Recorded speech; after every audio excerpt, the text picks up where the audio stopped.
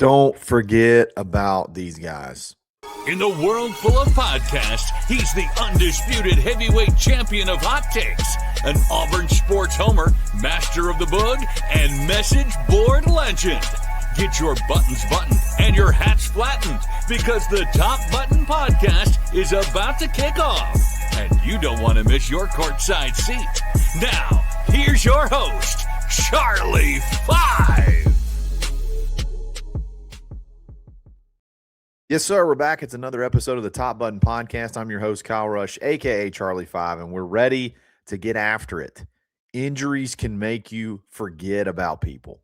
Forget about guys that are going to be very, very vital and very, very important. We're going to talk about one on offense and defense that missed spring that I think are going to play a huge role as fall camp opens next week. And then we're going to give a shout out to the Lake Lanier Auburn Club that I visited with last night, had a lot of fun and fun perspective to share. We're going to dive into that right now. There were several guys in spring that sat out for numerous reasons. Some guys sat out the whole spring, and some guys maybe had a little bit of practice time and then had some type of injury and then missed the rest of the spring. And it's easy sometimes when that happens and you start to see guys, hey, when you go down, somebody's got to come in. You know, that doesn't necessarily mean you're gone forever, but the show must go on. And when those guys get those opportunities, sometimes they steal spots. Sometimes it's just a placeholder until the injured guy gets back. But we're going to talk about an offensive guy today that I think is still going to be a huge – I think he's still going to be a huge impact on the offense this year that maybe we're not talking about enough, and that's Christian Neptune. And I think a lot of it's because of how big of a spring game, you know, a guy like Deshaun Spencer had. You see the young guy get his opportunity and really shine. But I still think – all things equal, Christian Neptune's probably the guy there at slot receiver. He's coming in as a true sophomore. He played last year as a true freshman and had a really solid freshman outing, really solid freshman season against two of your more competitive teams when they played Florida and they played Miami. He had 12 catches. Between both of those games, he had 5 catches against Florida, 7 catches against Miami. And in true slot receiver form, it's, you know, more of like that check down stuff, keep the chains going, keep moving down the field. So not a huge yard per catch, but still it was clear that he was a guy that made an impact very, very early at South Florida. And I would imagine that would continue as well this year. I believe he banged up his shoulder a little bit on potentially a punt return in a scrimmage or something like that. I think he was he could even be an impact on special teams unless that scares them away from using him back there. And then he just goes back to, being that true slot receiver. You saw in the spring game the way they moved Deshaun Spencer around. That position, to me, is very, very important. Chaz Nimrod's another guy they're going to move around a ton. But Christian can be one of those guys as well. He's got the familiarity with the system. He's got he's got a little bit of an extra gear to him too. I like what I saw, what little I got to see with him when he was out there in spring. But again, after you're injured though, dude's got to come in and fill your role. But I think this is one that could easily come back and take back over really quickly. That's going to be one when we go to practice. That's going to be one I'm going to have my eye on right away to see, are we back to full speed? Having a shoulder having a shoulder procedure, I think it was shoulder, having a shoulder procedure or any kind of procedure in, March, that gives you what, six-ish months to kind of get right before fall camp, 5 months. If anything, by the end of fall camp, he should be in, I would imagine, full contact. But that's going to be one that I'm very anxious to see because I think he can be a very, very big impact. The adjustment from playing in a conference down to the SEC, I don't think is going to be a problem whatsoever because he went from high school game 2 in the swamp and he had 5 catches for 40 yards.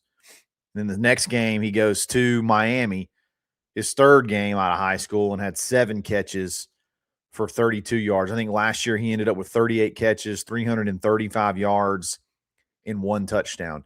The way this offense functions, traditionally when it feels like an offense, the quarterback drops back and he goes through his progressions. Usually you're thinking tight end or running back is more of your safety valve, more of your check down. But when you look at the offensive statistics, those 2 positions don't typically garner a lot of receptions. They don't throw a ton to the running backs, don't throw a ton to the tight ends. They're very, very important, obviously, in the running game. And in the pass game, they're very important from a blocking perspective. But they don't eat up a lot of receptions. A lot of that goes to these guys like a Christian Neptune. It would be like a Chaz Nimrod or a Deshaun Spencer. Those interior guys really, really eat up a lot of catches. And I think that's why you have a lot of guys there. It feels like you have a really good competition on the interior. So it'll be fun to watch him get back in the mix. I haven't forgot about him. I remember going to those first practices and you see him running out there with the ones. And you're like, okay, he's going to be one of the guys. He's going to be one of the dudes that they're going to be counting on. And then he goes down. So naturally, when he gets back, you're going to think he's probably not going to miss too much. But hey, it's going to be hard to keep Deshaun Spencer off the field. The kid's good. The more I think about the interior, those inside receivers, the more I love them. The more that I love their potential.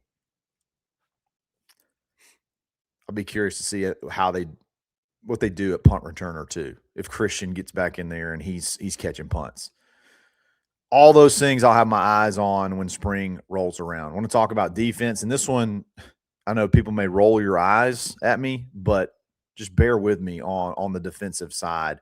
We're going to talk about that in just a second. But before we do that, I'm going to give a quick shout out to buyauburn.com. Be who you say you are and do business with Auburn people everywhere. If you're an Auburn-owned business, and you don't have to be in Auburn, you can be anywhere. Join our business platform, join our business network, and we'll broadcasting this to lots and lots of Auburn fans. And Auburn fans, Auburn listeners, do business with Auburn people. It's pretty simple. If you're going to go through a buying process, you need a service, a product, anything, start at buyauburn.com.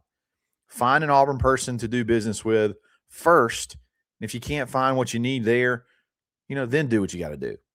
But show some love to Auburn people. It's buyauburn.com. And then if you need a good realtor in the Auburn, Opelika area, whether you're looking to buy, got some listings I can go over with you, got some investment opportunities.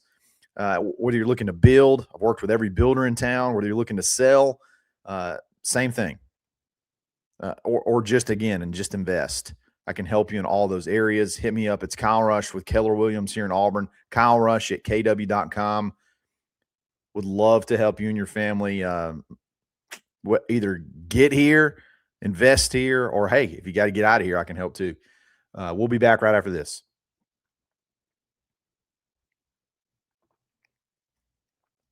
I know this one may be too obvious, but I think it's important. I think it's Champ Anthony. Champ Anthony He goes to media days. He's always looked at as one of the leaders on the team, even through all the turmoil that Auburn's been through. He's shown flashes of being elite, shown flashes of really solid play. This is his last year. He sat out all the spring. And I could tell that he was very frustrated and he wanted to be out there. And I'm sure it was more precautionary than anything. He did come on at the very, very end, but I don't think he ended up playing.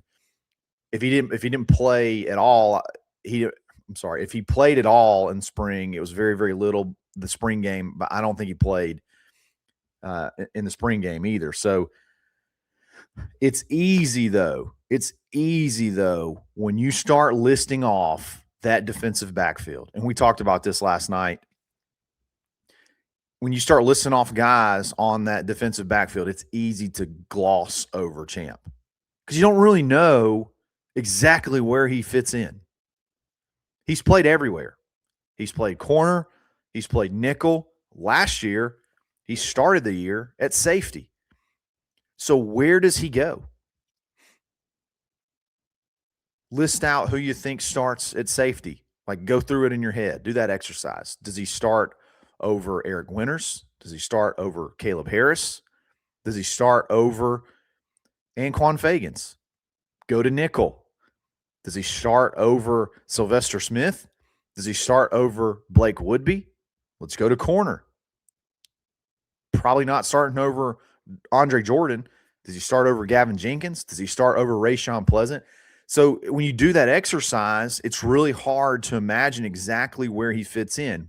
But who's going to bet against Champ Anthony getting on the field? I certainly am not. Who's going to bet against a guy that Golesh talks about glowingly every time he's asked about Champ Anthony? Who's going to bet against Champ Anthony, who keeps coming back from injury after injury and playing at a high level? I'm certainly not betting against him. It's really easy to look at all these young guys that were highly rated, that everybody's really, really excited about. It's really easy to forget about a guy like Champ. But I don't think Champ's going to let us forget about him.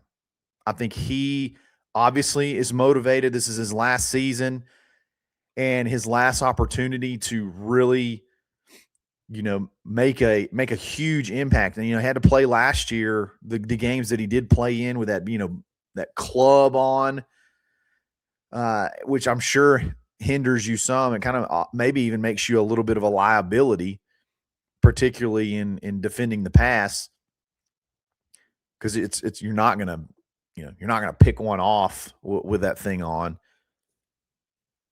But yeah, you're fully healthy. You sat out all of spring. You're itching to get back in there and make something happen. People look at you as a leader, regardless of what your snap count is or was. He's still one of the leaders of this team. You're not going to keep that guy off the field for long, maybe a series. Champ Anthony, when this fall camp gets underway, he's going to be one, I think, that's everybody's going to be looking over their shoulder because he can play anywhere. And that's a good thing. Like I said, last night, we're talking about this defensive backfield. It gets pretty fun. It gets pretty fun to talk about because we just mentioned like a 3 or 4 deep at safety. We just mentioned that, a pretty solid rotation at nickel. We just mentioned a pretty solid rotation and some solid starters at the outside corner, and none of those were Champ Anthony. So he's the wild card. I think he's definitely going to be one to watch. Last night, I spoke at the Lake Lanier Auburn Club. Thankful for them to have me. I joked when I got there, they told me that the last 3 speakers were Gabe Gross, Andy Burcham, and Ronnie Brown. I was like, you guys are probably like, who the heck is this guy speaking. But we had a blast, talked a lot of Auburn football, talked Auburn basketball. And I'll tell you what, man, when you really put into perspective the fact, really looking at what Auburn's been through football-wise and the product that's been put on the field,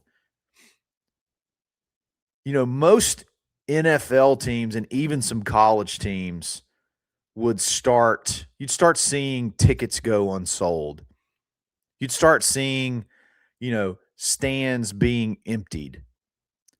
You'd start seeing, just people not showing up, like the support dwindling.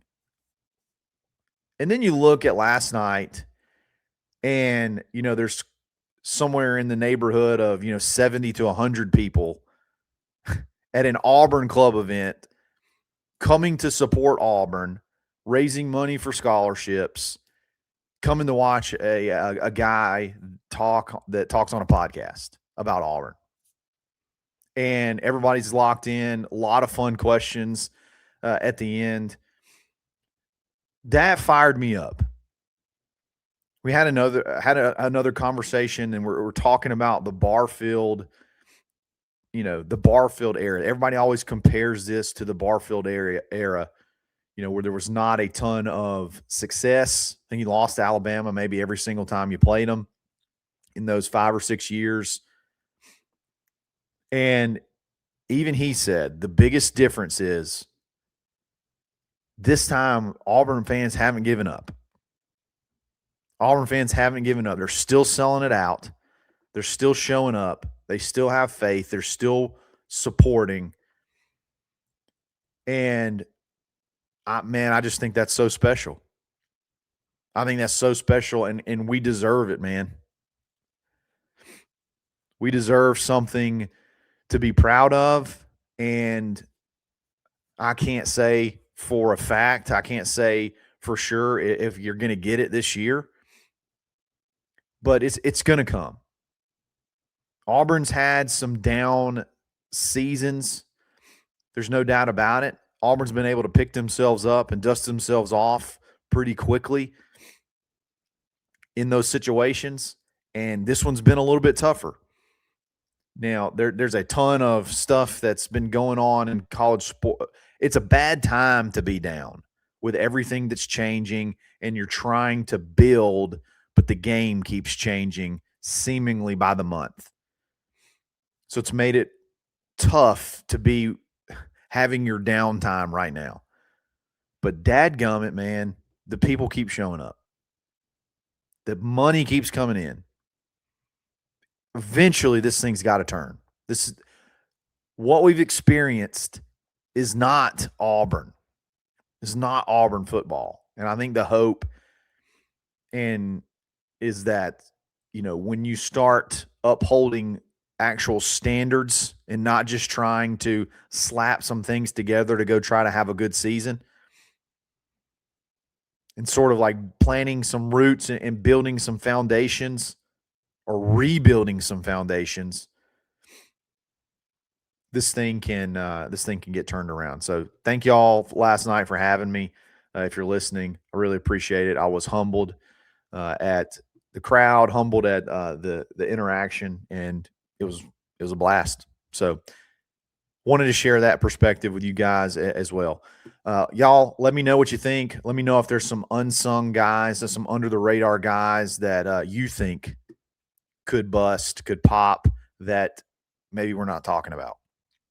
I'm still going with Christian Neptune. I'm watching him on offense when fall camp opens, and I can't wait to see where Champ Anthony fits in. You're going to have to tranquilize that kid to keep him off the field, I feel like. He's going to go somewhere. Guys, thanks for listening. We'll be back again very, very soon. It's another episode of the Top Button Podcast. Stay buttoned. Thanks for listening, and drive home safely.